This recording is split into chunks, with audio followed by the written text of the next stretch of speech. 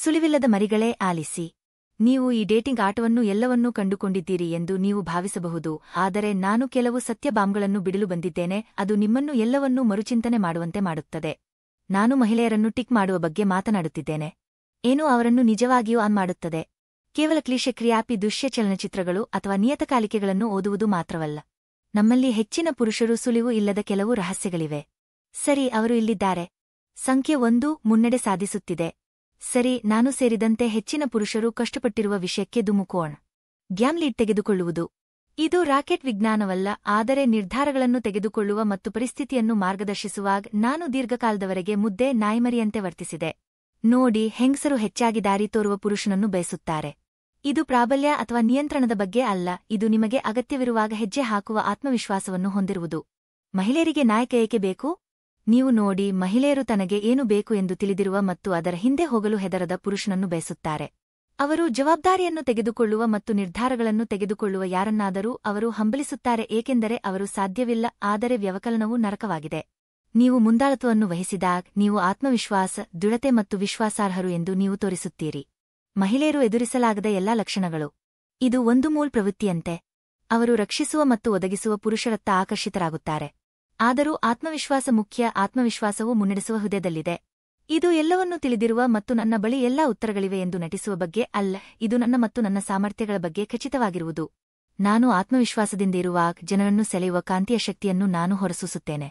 ಆದ್ದರಿಂದ ನಿರ್ಧಾರಗಳನ್ನು ತೆಗೆದುಕೊಳ್ಳುವಾಗ ನಾನು ಅದನ್ನು ದೃಢವಿಶ್ವಾಸದಿಂದ ಮಾಡುತ್ತೇನೆ. ಅದು ತಿನ್ನಲು ಸ್ಥಳವನ್ನು ಆಯ್ಕೆ ಮಾಡುತ್ತಿರಲಿ, ದಿನಾಂಕವನ್ನು ಯೋಜಿಸುತ್ತಿರಲಿ ಅಥವಾ ಕೇವಲ ಒಂದು ವಿಷಯ ಮತ್ತು ಸಂಭಾಷಣೆಯನ್ನು ಆರಿಸಿಕೊಳ್ಳುತ್ತಿರಲಿ, ನಾನು ಅದನ್ನು ನನ್ನಂತೆಯೇ ಮಾಡುತ್ತೇನೆ. ಈಗ ಕೆಲವೊಮ್ಮೆ ನಾನು ಸ್ವಲ್ಪ ಕ್ಲೂಲೆಸ್ ಆಗಿದ್ದೇನೆ, ಆದರೆ ನಾನು ಅದನ್ನು ತೋರಿಸುವುದಿಲ್ಲ. ಆ ಶಿಟ್ ಅನ್ನು ಮರೆಮಾಡಿ ಗೆಳೆಯ. ಬದಲಾಗಿ ದಾರಿಯುದ್ದಕ್ಕೂ ಅದನ್ನು ಲೆಕ್ಕಾಚಾರ ಮಾಡಿ. ನಾನು ಮುನ್ನಡೆಸಿದಾಗ ಅವಳು ಏನು ಆನಂದಿಸಬಹುದು ಅಥವಾ ಆದ್ಯತೆ ನೀಡಬಹುದು ಎಂದು ನಾನು ಪರಿಗಣಿಸುತ್ತೇನೆ, ಆದರೆ ನಾನು ಅದರ ಬಗ್ಗೆ ಅಪೇಕ್ಷಿಸುವುದಿಲ್ಲ. ನಾನು ಆಯ್ಕೆ ಮಾಡುತ್ತೇನೆ, ಆದರೆ ನಾನು ಚರ್ಚೆಗೆ ಮುಕ್ತನಾಗಿದ್ದೇನೆ ಮತ್ತು ಅವಳು ಬಲವಾದ ಆದ್ಯತೆಯನ್ನು ಹೊಂದಿದ್ದಾಳೆ. ನಾನು ಅದನ್ನು ಗೌರವಿಸುತ್ತೇನೆ. ಸಂಖ್ಯೆ 2, ರಹಸ್ಯವು ಸರಿಯಾದ ಮಾರ್ಗವಾಗಿದೆ. ನಿಗೂಢತೆಯ ಯುಗವನ್ನು ಸೃಷ್ಟಿಸುವ ಪುಸ್ತಕದಲ್ಲಿನ ಹಳೆಯ ಕ್ಲಿಪ್ಗಳಲ್ಲಿ ಒಂದನ್ನು ಕುರಿತು ಮಾತನಾಡೋಣ. ಆದರೆ ಇಲ್ಲಿ ಕಿಕ್ಕರಿಲ್ಲಿದೆ. ಇದು ನಿಮಗೆ ಖಚಿತವಾಗಿ ತಿಳಿದಿಲ್ಲದವರಂತೆ ನಟಿಸುವುದು, ಆಟಗಳನ್ನು ಆಡುವುದು ಅಲ್ಲ. ಇಲ್ಲ, ಇದು ಒಳಸಂಚುಗಳ ಪ್ರಜ್ಞೆಯನ್ನು ಬೆಳೆಸುವುದು. ಅದು ನಿಮಗೆ ಹೆಚ್ಚಿನದನ್ನು ಬಯಸುತ್ತದೆ. ಮಹಿಳೆಯರು ಒಳ್ಳೆಯ ರಹಸ್ಯವನ್ನು ಪ್ರೀತಿಸುತ್ತಾರೆ, ಆದರೆ ನೀವು ರಹಸ್ಯವಾಗಿ ಅಥವಾ ತಪ್ಪಿಸಿಕೊಳ್ಳಬಾರದು ಎಂದು ನಾನು ಹೇಳುತ್ತಿಲ್ಲ. ಈರುಳ್ಳಿಯ ಪದರಗಳನ್ನು ಹಿಮ್ಮೆಟ್ಟುವಂತೆ ನಿಮ್ಮ ಭಾಗಗಳನ್ನು ಕ್ರಮೇಣ ಬಹಿರಂಗಪಡಿಸುವುದು ಕೀಲಿಯಾಗಿದೆ. ಪ್ರತಿಯೊಂದು ಆಳವಾದ ಪದರವು ನಿಮ್ಮನ್ನು ಅಳಲು ಬಯಸುವಂತೆ ಮಾಡುವ ಅಕ್ಷರಶಃ ಈರುಳ್ಳಿಯಂತೆ ಇರಬೇಡಿ. ಆ ಸಂದರ್ಭದಲ್ಲಿ ನೀವೇ ಮಾಡಲು ಕೆಲವು ಕೆಲಸಗಳನ್ನು ನೀವು ಪಡೆದುಕೊಂಡಿದ್ದೀರಿ. ಅವಳ ಊಹೆಯನ್ನು ಇಟ್ಟುಕೊಳ್ಳುವುದು, ಅವಳ ಆಸಕ್ತಿಯನ್ನು ಇಟ್ಟುಕೊಳ್ಳುವುದು, ಅವಳನ್ನು ಗೊಂದಲಗೊಳಿಸಬಾರದು ಅಥವಾ ಹತಾಶೆಗೊಳಿಸಬಾರದು. ಕರುಣೆ ಇದ್ದರೆ ಅತಿಯಾಗಿ ಹಂಚಿಕೊಳ್ಳಬೇಡಿ. ನೀವು ಮಾಡುವ ಒಂದು ಸಾಮಾನ್ಯ ತಪ್ಪು ಎಂದರೆ ಅತಿಯಾಗಿ ಹಂಚಿಕೊಳ್ಳುವುದು, ವಿಶೇಷವಾಗಿ ಡೇಟಿಂಗ್ನ ಆರಂಭಿಕ ಹಂತಗಳಲ್ಲಿ. ನಿಮ್ಮ ಜೀವನದ ಕತೆಗಳು, ಭಯಗಳು, ನಿಮ್ಮ ಅಭದ್ರತೆಗಳನ್ನು ನೀವು ಏಕಕಾಲದಲ್ಲಿ ಚೆಲ್ಲುತ್ತೀರಿ. ನೋಡಿ, ನನಗೆ ಅರ್ಥವಾಯಿತು. ನೀವು ತೆರೆದ ಪುಸ್ತಕವಾಗಲು ಬಯಸುತ್ತೀರಿ, ಪ್ರಾಮಾಣಿಕ್. ಆದರೆ ಆ ಮಟ್ಟದ ದುರ್ಬಲತೆಗೆ ಸಮಯ ಮತ್ತು ಸ್ಥಳವಿದೆ. ನಿಮ್ಮ ಜೀವನದ ಕತೆಗಳನ್ನು ಹೇಳುವ ಬದಲು ನಿಮ್ಮ ಕ್ರಿಯೆಗಳು, ನಿಮ್ಮ ಅನುಭವಗಳ ಮೂಲಕ ಅದನ್ನು ತೋರಿಸಿ. ಕಾಲಾನಂತರದಲ್ಲಿ ನಿಮ್ಮ ಭಾವೋದ್ರೇಕಗಳು, ನಿಮ್ಮ ಚಮತ್ಕಾರಗಳು, ನಿಮ್ಮ ಕನಸುಗಳನ್ನು ಅವಳು ಕಂಡುಕೊಳ್ಳಲಿ.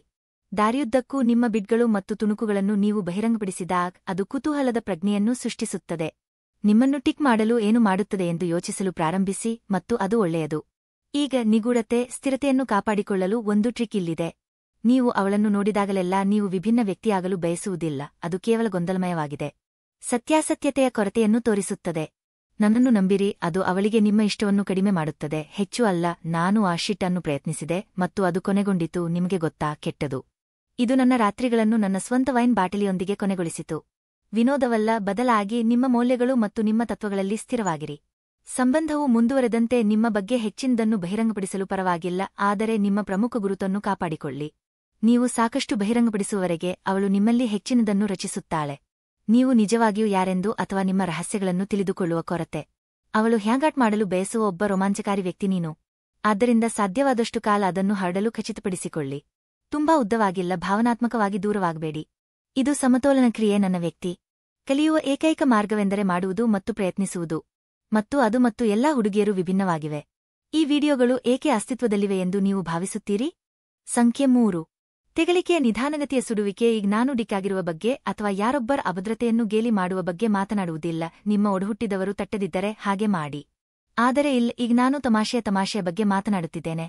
ನಿಮ್ಮ ಮತ್ತು ಅವಳ ನಡುವೆ ಸ್ವಲ್ಪ ಬೆಂಕಿಯನ್ನು ಕೆರಳಿಸುವ ರೀತಿಯ ಚುಡಾಯಿಸುವುದು ಆಕರ್ಷಣೆಯ ಜಗತ್ತಿನಲ್ಲಿ ಪಂದ್ಯವನ್ನು ಹೊಡೆಯುವಂತಿದೆ. ಇದು ವಿಷಯಗಳನ್ನು ಆಸಕ್ತಿದಾಯಕವಾಗಿರಿಸುವ ತಮಾಷೆಯ ಕ್ಲಟೇಟಿವ್ ಶಕ್ತಿಯನ್ನು ಹೊತ್ತಿಸುತ್ತದೆ.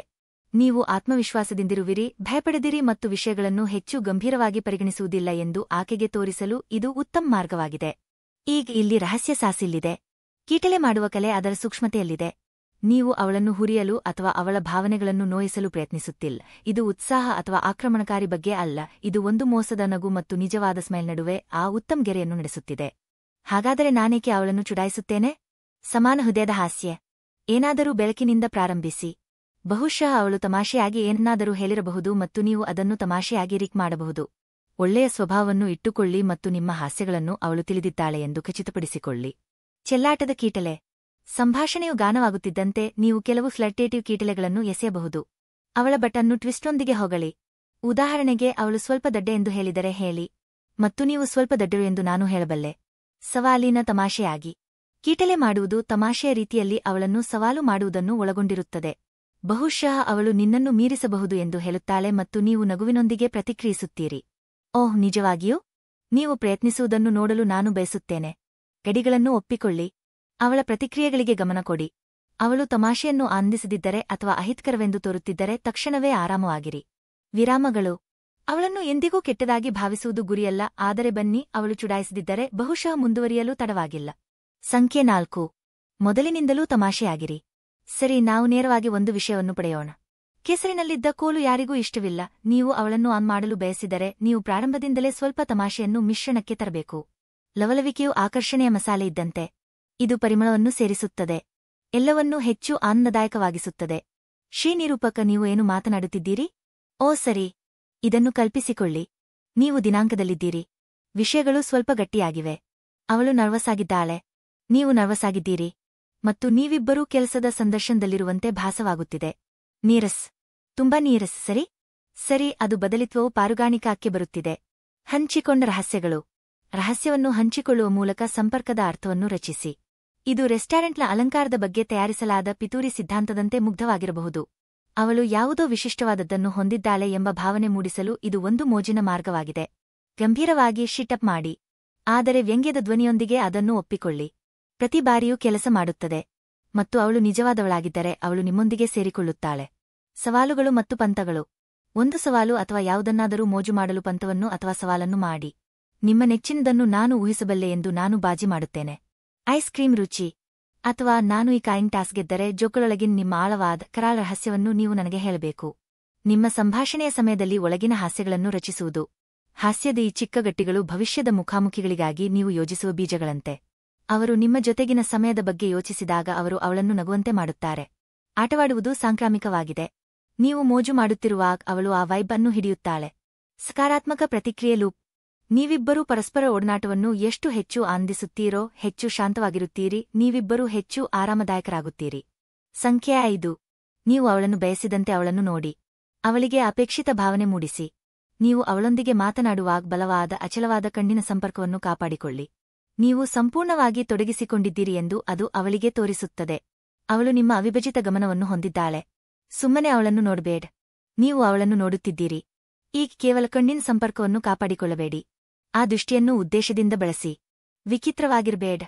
ನಿಮ್ಮ ಕಣ್ಣುಗಳು ಅವಳ ಮುಖ ಮತ್ತು ದೇಹವನ್ನು ಅಲೆದಾಡಿಸಲಿ, ನಾನು ನಿನ್ನನ್ನು ಸಾಕಾಗುವುದಿಲ್ಲ ಎಂದು ಹೇಳುವ ರೀತಿಯಲ್ಲಿ. ನಿಮ್ಮ ಕಣ್ಣುಗಳಿಂದ ಅವಳನ್ನು ವಿವಸ್ತ್ರಗೊಳಿಸುವುದನ್ನು ಕಲ್ಪಿಸಿಕೊಳ್ಳಿ. ನಿಮ್ಮ ಶಸ್ತ್ರಾಗಾರಕ್ಕೆ ಸೂಕ್ಷ್ಮವಾದ ನಗುವನ್ನು ಸೇರಿಸಿ. ಅವಳು ನಿಮ್ಮನ್ನು ಆಸೆಯಿಂದ ನೋಡುತ್ತಿರುವಾಗ ಅವಳಿಗೆ ತಮಾಷೆಯ ತಿಳಿವಳಿಕೆ ಸ್ಮೈಲ್ ನೀಡಿ. ಇದು ನೀವಿಬ್ಬರೂ ಹಂಚಿಕೊಳ್ಳುವ ರಹಸ್ಯದಂತಿದೆ ಮತ್ತು ಅದು ಅವಳನ್ನು ಕಾಡಬಹುದು. ನಿಮ್ಮ ಮಾತುಗಳಷ್ಟೇ ನಿಮ್ಮ ಕಣ್ಣುಗಳು ಮಿಡಿಬಹುದು. ಅವಳು ಏನಾದರೂ ಜಿಜ್ಞಾಸೆಯನ್ನು ಹೇಳಿದಾಗ ತಮಾಷೆಯಾಗಿ ಹುಬ್ಬು ಮೇಲಕ್ಕೆತ್ತಿ ಅಥವಾ ನೀವು ಅವಳಿಗೆ ಅಭಿನಂದನೆ ಸಲ್ಲಿಸಿದಾಗ ಅವಳಿಗೆ ಚೇಷ್ಟೆಯ ಕೀರಲು ಧ್ವನಿಯನ್ನು ನೀಡಿ. ಸಂದರ್ಶನದಲ್ಲಿ ನಾನು ಹೇಗಿದ್ದೇನೆ ಎಂದು ಹೇಳುವ ಅಮೌಖಿಕ ಮಾರ್ಗವಾಗಿದೆ. ಒಂದು ಮಾತನ್ನು ಹೇಳದೆ ಅವಳ ಬಗ್ಗೆ ಅಭಿನಂದನೆಗಳನ್ನು ತಿಳಿಸಲು ಆ ಕಣ್ಣುಗಳನ್ನು ಬಳಸಿ. ಅವಳು ಧರಿಸಿದಾಗ ಅಥವಾ ದೈಹಿಕವಾಗಿ ಆಕರ್ಷಕವಾಗಿ ಕಾಣುವಾಗ, ವಿಶೇಷವಾಗಿ ಆಕರ್ಷಕವಾಗಿ, ಅವಳಿಗೆ ತಲೆಯಿಂದೊಟ್ಟೋವರೆಗೆ ಮೆಚ್ಚುಗೆಯ ನೋಟವನ್ನು ನೀಡುವ ಮೂಲಕ ಅವಳಿಗೆ ತಿಳಿಸಿ. ನಿಮ್ಮ ನೋಟದ ಮೂಲಕ ಅವಳು ಆ ಆಸೆಯನ್ನು ಅನುಭವಿಸುತ್ತಾಳೆ. ಪ್ರಬಲ ಪ್ರತಿಕ್ರಿಯೆ ಲೂಪ್ ಅನ್ನು ರಚಿಸುತ್ತದೆ.